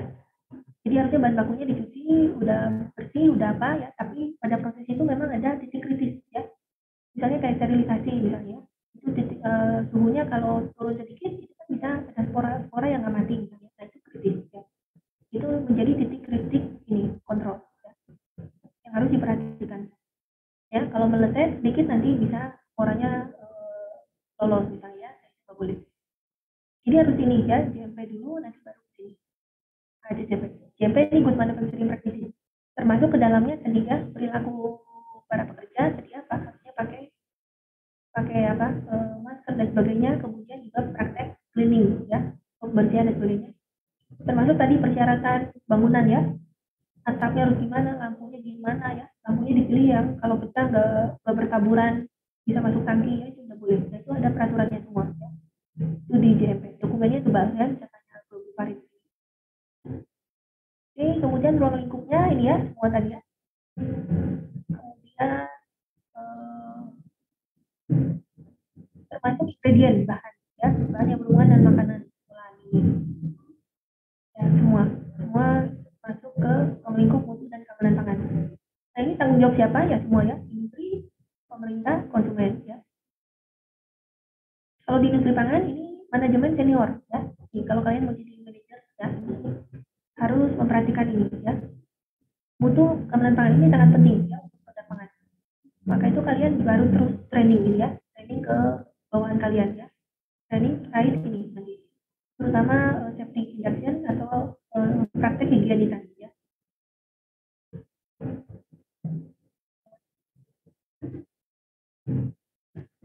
Ya, pemerintah membentuk ini banyak lembaga memang ya. Ini makanya harus bekerja sama dengan baik dengan semua pihak ya.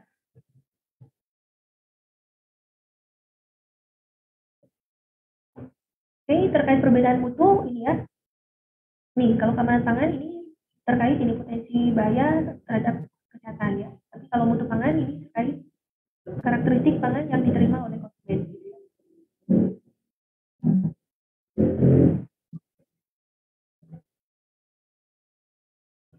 Oke, yang perlu diperhatikan nah ini kadang-kadang ini ya karakteristik mutu pangan ini jumlah bakteri tadi saya masuk ya, jumlah bakteri berapa ini jadi indikator keamanan pangan. Jadi mutu pangan ini lebih global sebenarnya. Mutu pangan ini bisa jadi ini ya.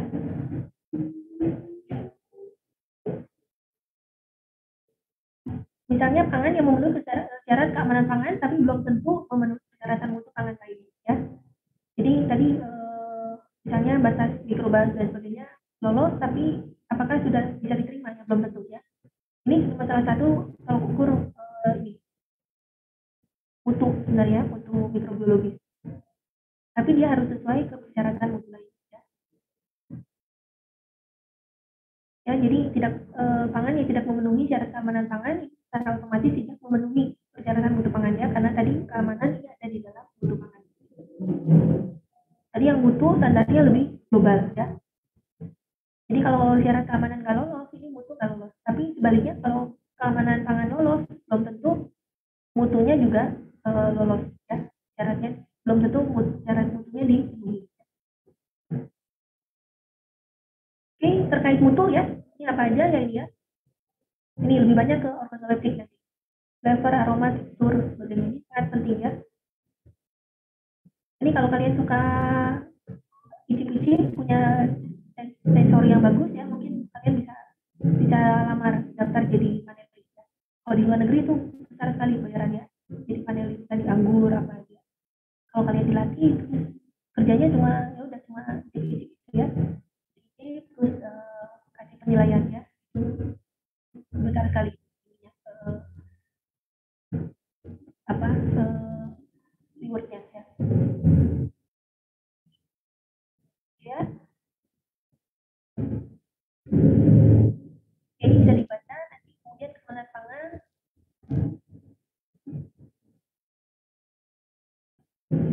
ya ini yang perlu diperhatikan ya jaminan keamanan apakah sudah aman atau belum apakah semua bahan berbahaya dalam pangan sudah dieliminasi dikurangi pada level yang diterima atau dicegah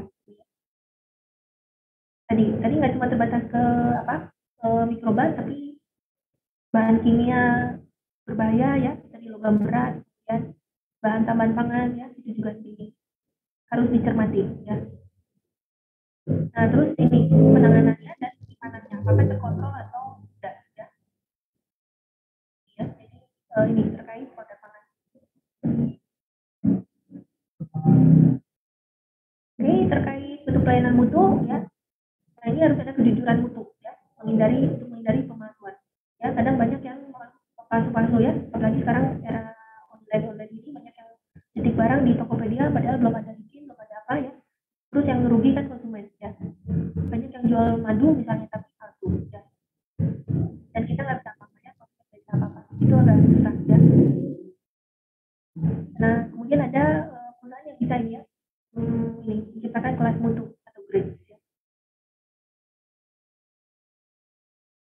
ya tapi intinya ini harus pelaksanaan pengawasan mutu ini harus diawasi dari produksi sampai ke konsumen ya.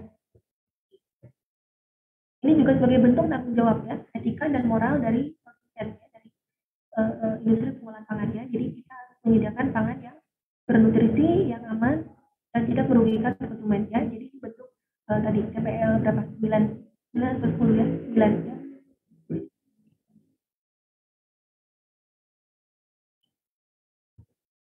Oke ini terakhir ya tantangan mutu dan keamanan pangan ya. Nah ini perubahan selera ya apalagi sekarang kalau di medsos ada yang promosi apa ya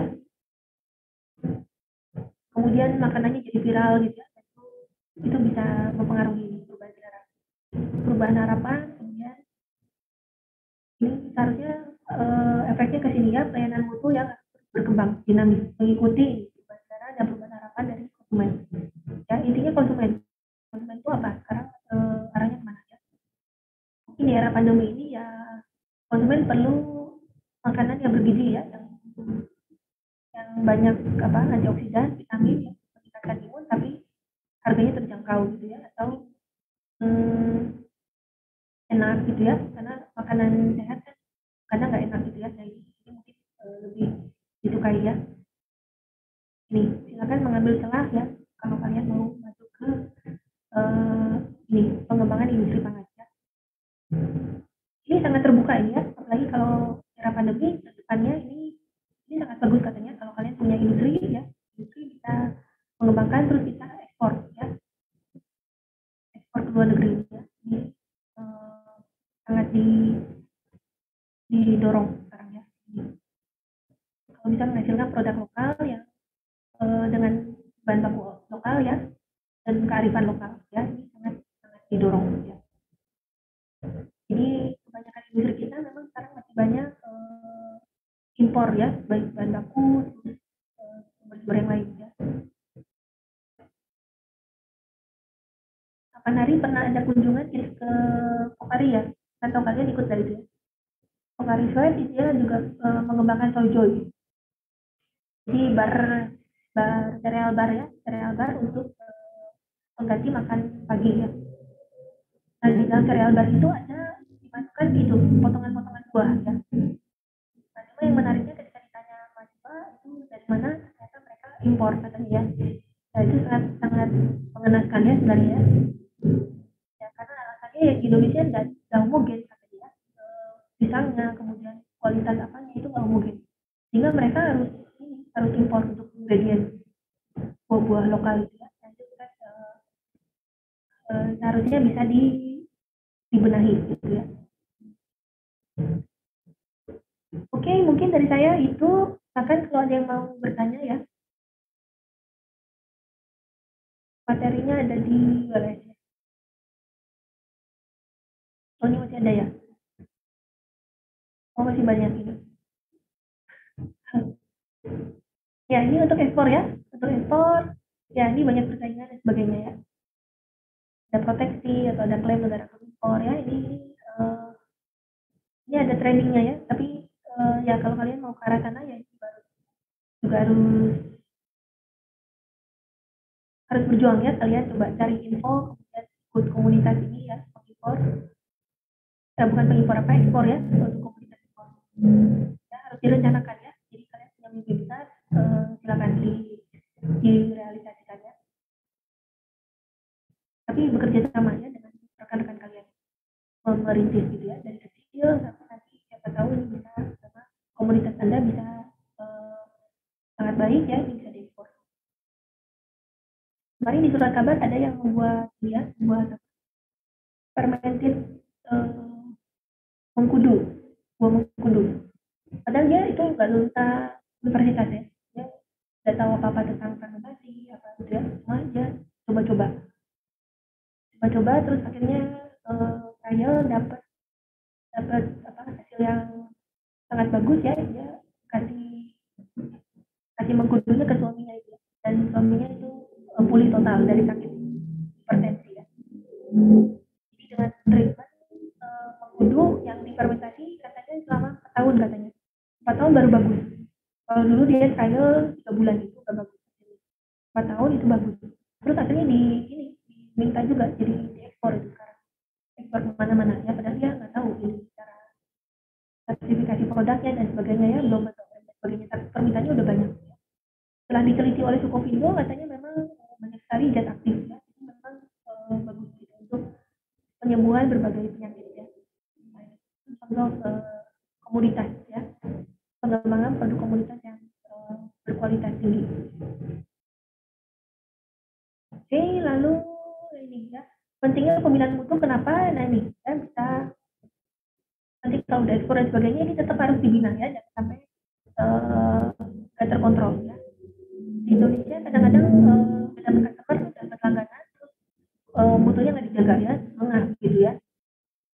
ya operator atau pengawas mutunya karena ada euforia gitu ya.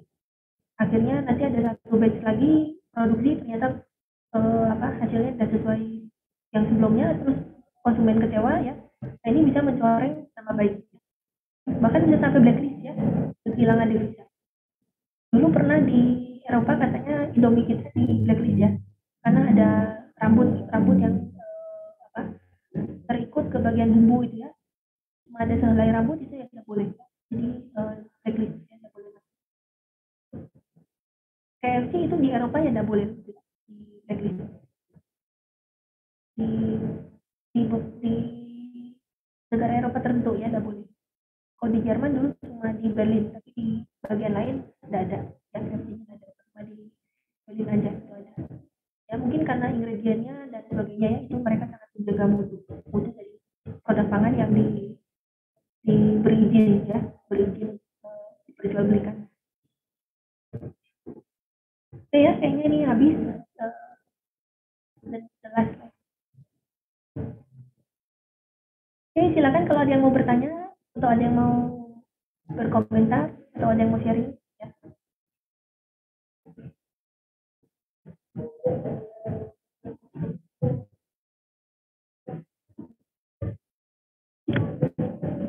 Ada, kalau nggak ada kita cukupkan ya. Ya jangan lupa presensi ya, jangan lupa presensi.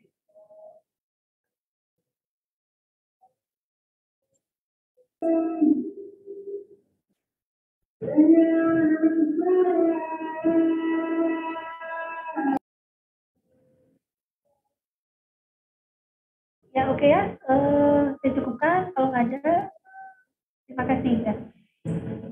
Terima kasih Bu. Terima kasih Bu. Terima kasih Bu.